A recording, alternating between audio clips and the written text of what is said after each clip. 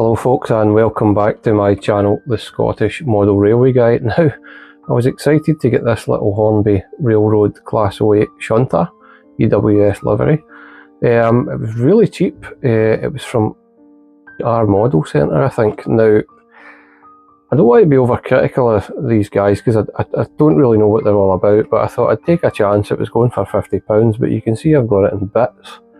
And it got here, and I was suspicious straight away because when I took it out of the box, I was able to turn the wheels freely, which is a red flag because you can see there's a worm gear in there. Now, if I press down on that, you can see it no longer turns, right? So I opened up the chassis, and by the way, that was a hassle. But ultimately, you prize it away at the front. I can't remember what way it goes now, which is unfortunate, but I'll figure it out. So yeah, you stick a screwdriver in the front and prize it down. But when I opened it, well, first of all, there was an awful lot of oil on this gear, which is another red flag because Hornby don't ship them like that. And then when I opened it up, I found that this was cracked. Now, if that's not been held down properly there, then the worm gear and the spur gear won't engage. So the only way I can fix it, so I'm currently, as we speak, 3D printing basically a square washer that will clamp that whole thing down. So, did it get damaged in transit? Is it new? Hard to tell. I don't think so. It was going for £50, and you'll see it at the back end, hopefully when it works. But right now I'm going to get back to the 3D printer and get the little piece, and then I'll show you it going on and clamping down, and then we'll test whether that actually holds down. Now, I have to be careful of these electronics here in case they pop off as well. But yeah, on to the next piece, 3D printing.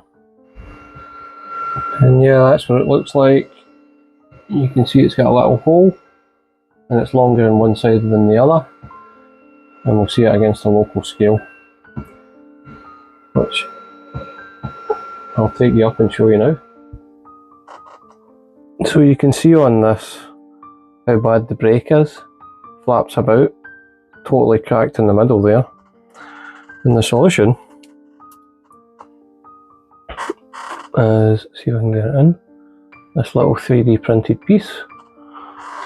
So in theory, I'm going to stick it on there, clamp it down and screw that on. Don't know if the screw is long enough is a problem. Seems to have bound with its own weight. No, that's not enough. That's not bound that down. So ultimately, because it's split in two, I need to get it long enough that it's going to hold both. I don't know if this is the longest screw that came out it, but I'm going to try another one. If it's not long enough, I'm going to have to make this 3D printed piece shorter. I think that was the longest. Either that or I make the 3D printed piece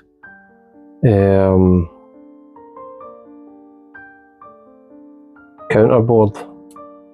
I've got the hole size right at 2.5mm, but I just don't think I've got enough poking through there. Oh, actually, I might be doing the double thread thing, which I should have figured out before, so I'll bring it back to flush and then I'll do the same.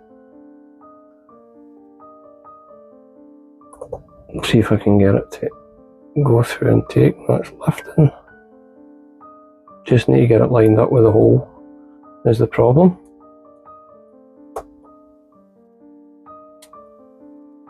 And that might be doing it. Yeah, that's bound on now. Oh no, it hasn't. Basically, I'm missing the hole. So give me a minute and I'll try to fix it. Right, so that was a faff. I had to 3D print this, and you can see it's curved. It's not actually curved, it's just a flat piece. I found another screw, unbelievably, in the kitchen drawer that fits that with the extra 2mm for this plate added on. And now that clamps down the crack. Still not going. Watch this.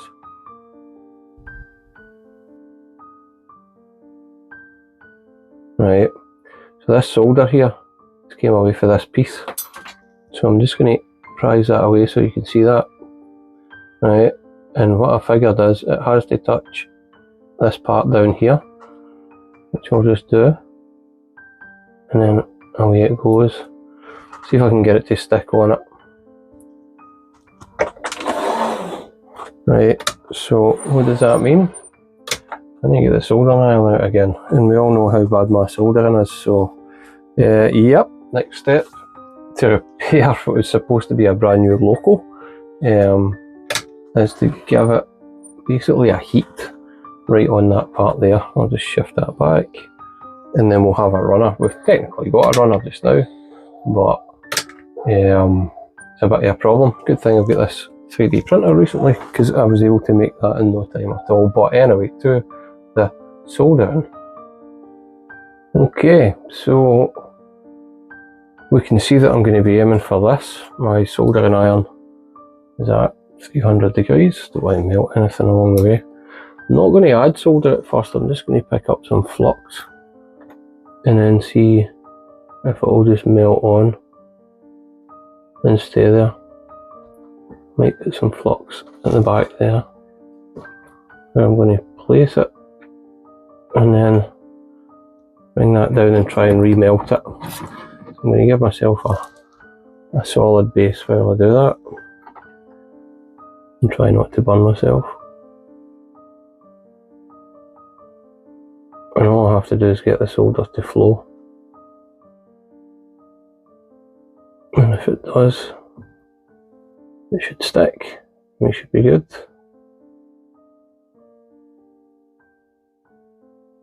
It's still not stuck. So I'm going to get a little bit closer, give it one more try.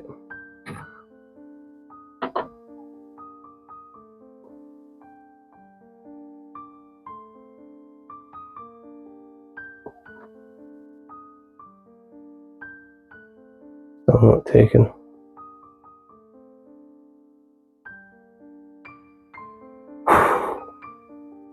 That's taken. Okay, I'm going to switch that back off. If I can figure it out to. Yep. Stick it in the holder. I'm not going to give it much of a pull test, but we'll give it a nudge test, and then we'll take it to the layout. So let's have a look. So will it go first time? Turn on my Gauge Master controller. Yes, it does. Nice and smooth as well. I'll flick it the other way. That'll squeak.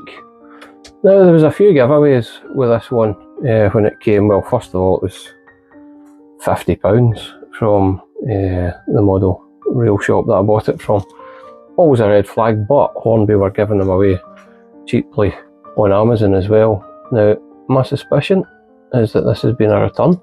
Somebody hasn't been able to get it to go, and you know, for me, I see that as an opportunity to do something for an afternoon. So that opportunity was taken. Two different things wrong with it. Not my first time Hornby solder's been sketchy, and it takes the slightest of touches and it'll come off. But also having to add this. This was badly cracked, and I suspect that's why it was going for so cheap. Did it say new on the website? I had a look back. It doesn't say either or. It just says it's for sale, and that's fair enough. But I think if it's got faults, then it should be declared. Looking at the bottom of it, there is, I'll try and get into focus, there is a lot of lubrication through the spur gear, and that's a giveaway. Well, that's us folks, success, and another part of the hobby out of nothing, it seems. So thank you for coming back. It may be one of the last ones from Bicker and Bush before it's disassembled for a house move. So thank you for watching. If you choose to subscribe, always appreciated. Thank you.